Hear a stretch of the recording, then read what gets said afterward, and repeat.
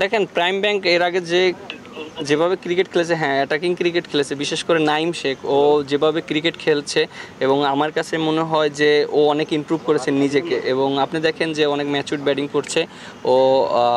এর আগে টি-20 একটা এনসিএল হয়েছিল, ওখানেও হায়েস্ট রান গেটার হয়েছে। তারপরে আপনি দেখেন বিপিএলে হায়েস্ট রান গেটার হয়েছে, এই ডিপিএলও ভালো খেলছে। বাট ও যেভাবে এখন ক্রিকেটটা খেলছে আমার কাছে মনে হয় ও ও একটা নিজেকে একটা জায়গায় নিয়ে যাচ্ছে এবং ও বুঝতে পারছে যে ইন্টারন্যাশনাল ক্রিকেটে কীভাবে আমাকে সার্ভাইভ করতে হবে, আমাকে কীভাবে ডমিনেট করতে হবে।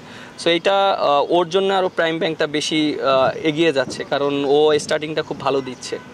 মিরাজ, কখনো আপনি ওপেনিংয়ে ব্যাট করেন, কখনো 1 ডাউন, কখনো 2 ডাউন, কখনো 3 ডাউন, মানে 2016 সাল থেকে খেলছেন, কিন্তু জায়গাটা এখনো পোক্ত হয়নি। কারণটা জানা আছে কী জন্য একটা জায়গায় ব্যাটিং করা হচ্ছে না, সুযোগ হচ্ছে না? আপনি একটা দলের চাহিদা অনুযায়ী ব্যাট করেন, আপনার থাকতে পারে। এটা কি ঢাকার লিগের জন্য নাকি? সব কিছু ওভারঅল সব কিছু।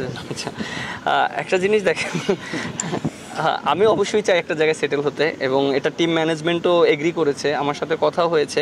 এবং কোচ বলেন, প্রেসিডেন্ট বলেন, ফারুক ভাইয়ের সাথেও কথা হয়েছে অনেকবার যে একটা জায়গায় যদি আমি সেটেল হতে পারি আমার জন্য ভালো হবে, at the same time Bangladesh টিমের জন্য লাভ হবে। সো হঠাৎ করে তো একটা জায়গায় আপনি এস্টাবলিশড হতে একটু সময় লাগবে। হয়তোবা আমি এর আগে 4 নম্বরে খেলেছি, বাট আমার কাছে মনে হয় যে জিনিসটা যে একটা জায়গা যদি 5-6 যদি সেটেল হতে পারি অ্যাট দ্য সেম টাইম, কারণ আমার রোলের সাথে ওই জিনিসটা খুব ইম্পর্টেন্ট যায়। এর আগে আমি 6-8 নম্বরে খেলেছি, কারণ ওখানে ফিনিশিং রোলটা থাকে। সো আমি যদি 5-6 খেলতে পারি তাহলে আমার ফিনিশিং রোলটা আমি পাবো। সো আমার কাছে মনে হয় যে ওভারঅল টিম ম্যানেজমেন্ট একটা ভালো ডিসিশন নেবে এবং এটা তারা এগ্রি করবে, আর এটা আমার জন্য ভালো হবে, অ্যাট দ্য সেম টাইম টিমের জন্য ভালো হবে।